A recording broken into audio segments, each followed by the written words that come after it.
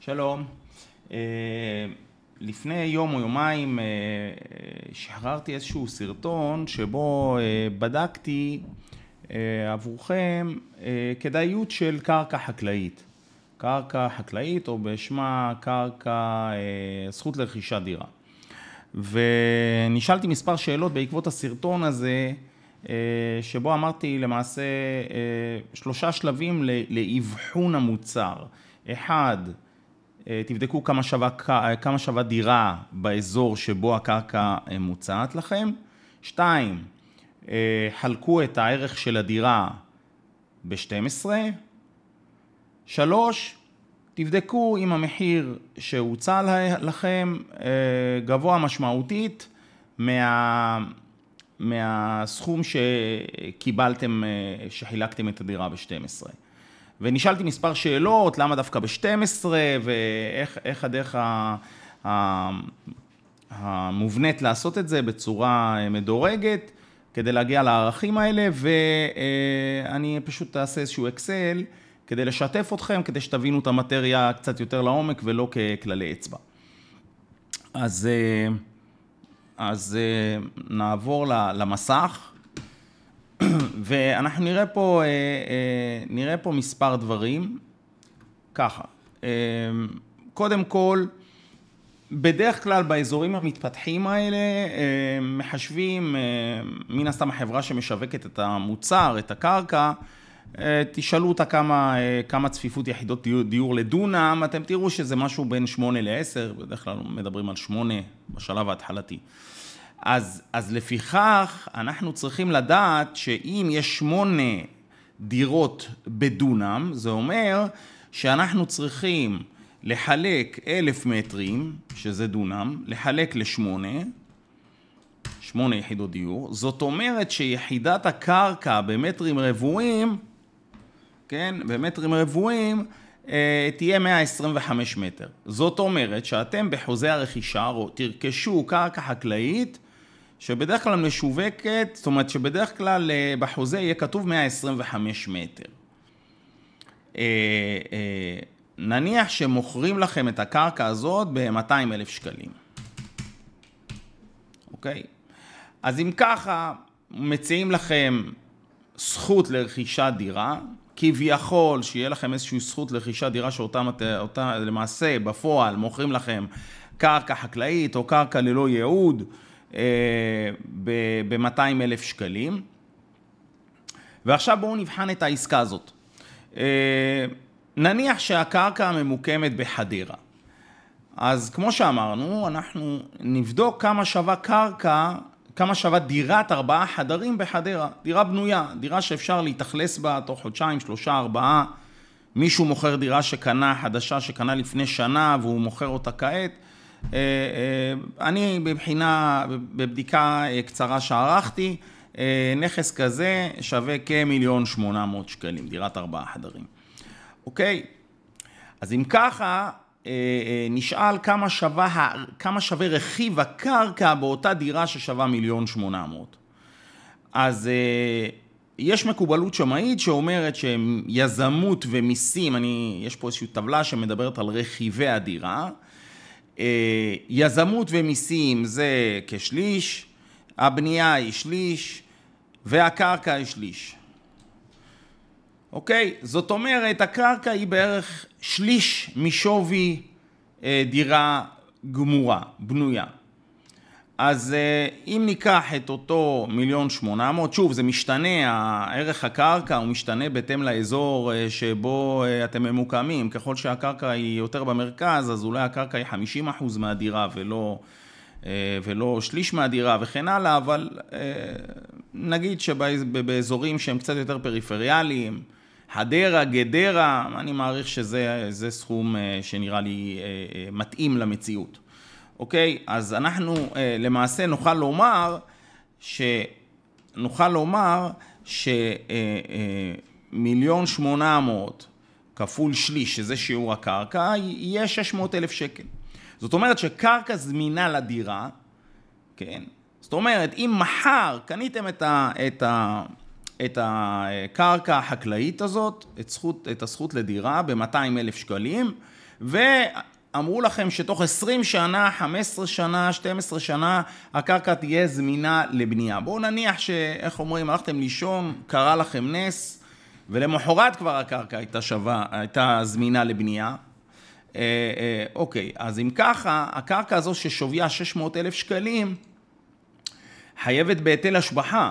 הקרקע השביחה, ואתם צריכים, היות והקרקע במצבה הקודם, למרות ששילמתם עליה 200,000 שקל, הוועדות המקומיות מחשבות את שוויה, שוב, בהתאם לפסיקות גם, בערך שהוא ממש קרוב לאפס, אוקיי, אולי 60,000 שקל לדונם, אז החלק שלכם הוא ממש קטנצ'יק, כמעט אפס. זאת אומרת ש50%, היטל השבחה, שיעור היטל ההשבחה הוא 50%, אז 50% הולך לוועדה המקומית. אז ניקח את ה-600,000,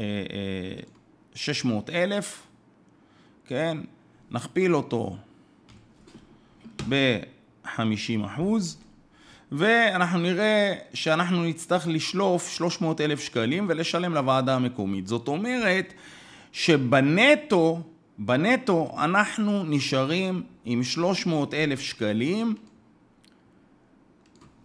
אחרי שעברו 20 שנה, 15 שנה, על זכות שקנינו ב-2024, ב-2044 תהיה שווה, קנינו אותה ב-200,000 היום, היא תהיה שווה עוד 20 שנה 300,000 שקל. אממה, יש משהו שלא כל כך מזכירים אותו, וההפתעה הזאת נקראת הפקעה. הרי הקרקע שאתם קניתם היא קרקע חקלאית בתוך מתחם חקלאי. זאת אומרת, בשביל שהקרקע הזאת תהיה ראויה למגורים, צריכים כבישים, צריכים דרכים, צריכים מוסדות ציבור, גני ילדים, בתי ספר. אז למעשה, מתוך הקרקע של הדונם, הוועדה המקומית לוקחת 0.5 דונם, או מתוך הקרקע של 100 דונם, הוועדה המקומית לוקחת 500 דונם. 100 דונם, 50 דונם וכן הלאה. זאת אומרת, אתם לוקחים 50% מהקרקע על מנת לבנות דרכי גישה לאותה קרקע למגורים, לבנות בתי ספר וכן הלאה. אוקיי, אז שיעור ההפקעה המקובל הוא 50%. אוקיי? בין 40 ל-50%. אוקיי. אז אם ככה, נשאלת השאלה מה המוצר שיש לכם ביד, קודם כל. זאת אומרת, יחידת קרקע, אתם קניתם בחוזה 125 מטר, אבל הוועדה המקומית מפקיעה לכם חצי מזה. אוקיי? למעשה, יהיה לכם קרקע ששטחה 125 לחלק ל-2, 62.5 מטר. אז זה אומר שלמעשה, אתם צריכים לרכוש 2 יחידות קרקע על מנת שתהיה לכם דירה אחת. או לחליפין, הקרקע שברשותכם היא שווה 300,000 לחלק ל-2. ולכן אתם קניתם משהו ב-200,000 שקל, ואחרי 20 שנה הוא שווה 150,000 שקל. עכשיו, בואו נניח שהייתם לוקחים את אותם 200,000 שקל, את אותם 200,000 שקל, ומשקיעים אותו בהשקעה בנקאית סולידית, אוקיי? השקעה בנקאית, אוקיי? בואו נניח שהשיעור ריבית היה 4%. זה אומר שלמעשה אם הייתם לוקחים את אותו 200,000 שקל ומשקיעים אותו ל-15 שנה, 1.04 בחזקת 15 שנה, הייתם מקבלים 360,000 שקל. זאת אומרת, אם תיקחו את הכסף, תשקיעו אותו באיזושהי השקעה סולידית שנותנת 4% בבנק, 3% בבנק, אתם תקבלו מעל 300,000 שקל על השקעה של 200,000 שקל. אבל במקרה הזה השקעתם 200,000 שקל ואתם בסוף נשארים עם 150,000 שקל. זאת אומרת, להערכתי,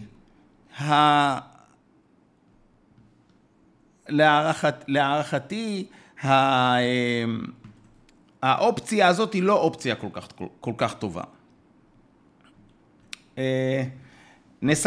נסכם את מה שהסברתי. אתם צריכים לבדוק מספר פרמטרים. א', מה הצפיפות דיור הצפויה בעתיד? 2, מה מחיר דירה היום בשוק? 3, מה הקרקע שאתם רוכשים? כן? אם אומרים לכם זכות לרכישת דירה, ומדברים על 8 יחידות דיור לדונם, או 10 יחידות דיור לדונם, נניח שזה 10 יחידות, אז 1,000 מטר דונם, לחלק ל10 יחידות, אומר שהקרקע צריכה להיות בשטח של 100 מטר נטו, על מנת שעליה אפשר יהיה לבנות יחידת דיור. עכשיו, אם לוקחים 50% הפקעה, זאת אומרת, לכתחילה, אתם צריכים לרכוש שטח כפול, על מנת שישאר לכם בנטו שטח לבניית יחידת דיור. זאת אומרת, אם הצפיפות היא 8 יחידות לדונם, אז אתם צריכים 250 מטר ולא 125 מטר. אם הצפיפות היא 10 לדונם, אתם צריכים 200 מטר ולא 100 מטר ברכישת קרקע חקלאית. לפיכך, בנוסף יש לכם היטל השבחה, הקרקע היא רק שליש מהדירה. אם אתם מייצרים את כל המכפלות האלה, קרי, שווי דירה, כפול שליש, שזה רכיב הקרקע, כפול 50% הפקעה, כפול 50% היטל השבחה, אז שקלול המכפלות, כן, נותן 12.5%. כלומר, אם תחלקו את מחיר הדירה ל-12, תקבלו את השווי הקרקע העתידית. אני מניח שמי שהתעניין ברכישה של קרקע חקלאית, רצה שהוא ירכוש היום משהו ב-200,000 שקלים, שאחרי זה יהיה קרוב מאוד לאיזשהו מחיר של דירה אמיתית בעתיד. להערכתי, קודם כל זה השקעה, שוב, עם הנתונים שהצגנו, הם הנתונים המתאימים לרכישה שלכם, זו רכישה שהיא הפסד. בכל מקרה, השיווק של היום זה לא אותו חלום, או אותה מציאות שהיום נתקלים באנשים שהסבא שלהם רכש קרקע לפני 30-40 שנה, בסכום ממש ממש פעוט, ואז הוא רכש דונם או דונם וחצי או 2 דונם. זה לא בדיוק מה שנמכר היום בשוק. שימו לב מה אתם רוכשים, בהצלחה לכם.